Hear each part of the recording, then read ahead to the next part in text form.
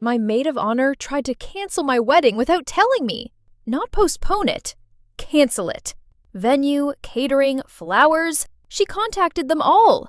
I found out 4 weeks before the date from my florist, who called me directly because something felt wrong to her.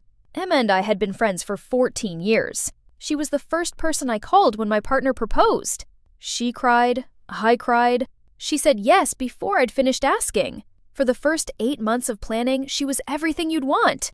Organized, enthusiastic, present. She came to every venue visit, every tasting, every dress fitting. She had opinions about centerpieces that I didn't know were possible to have.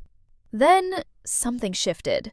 Around 3 months before the wedding, she became distant. Canceled plans, short replies to messages.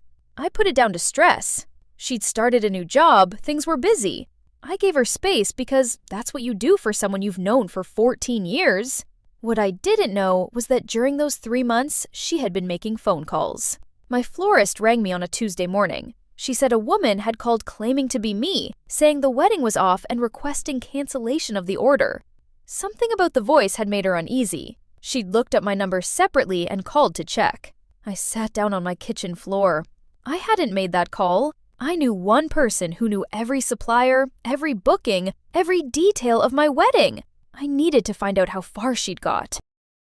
I spent that afternoon calling every supplier on my list. Florist, cancellation requested, not processed. Venue, a cancellation email had been sent from an address I didn't recognize, flagged as suspicious by their events coordinator, but not yet acted on. Catering, voicemail left claiming the wedding was postponed indefinitely. Cake, no contact made. Photographer, an email sent asking for a quote refund, again from an unfamiliar address. 4 out of 6 suppliers had been contacted. 2 had nearly acted on it. I called my partner. Then I called my mum. Then I sat quietly for a long time because I needed to think before I reacted. I had known Emma for 14 years. I needed to understand why before I did anything else. Not because it changed what she'd done. Nothing changed that. But because I owed it to our history to at least try to understand. I messaged her. Kept it simple. Asked if we could talk. She replied within minutes. Said yes. Came over that evening. She sat across from me in my living room and I asked her directly, had she contacted my suppliers? She didn't deny it. What she said next was something I had not prepared myself for. She told me she'd been in love with my partner for 2 years. Not a passing feeling, 2 years. She'd met him through me, obviously. We'd all spent countless evenings together, holidays, birthdays, the kind of time that accumulates when your best friend has a serious relationship and you're a constant in their life. She said she'd convinced herself it would pass. It hadn't. When the engagement was announced, something in her had broken, and she hadn't known what to do with it. I want to be careful about how I describe what I felt in that moment. It wasn't just anger, it was grief. For the friendship, for the version of the last 2 years I thought I'd had, for every conversation we'd had about the wedding that now felt like something else entirely. I asked her to leave. She asked if we could talk more. I said no. She left.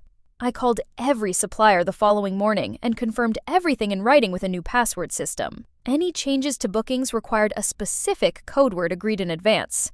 Every single one of them was understanding. The venue waived a small amendment fee when I explained the situation. The florist sent flowers. I got married 4 weeks later.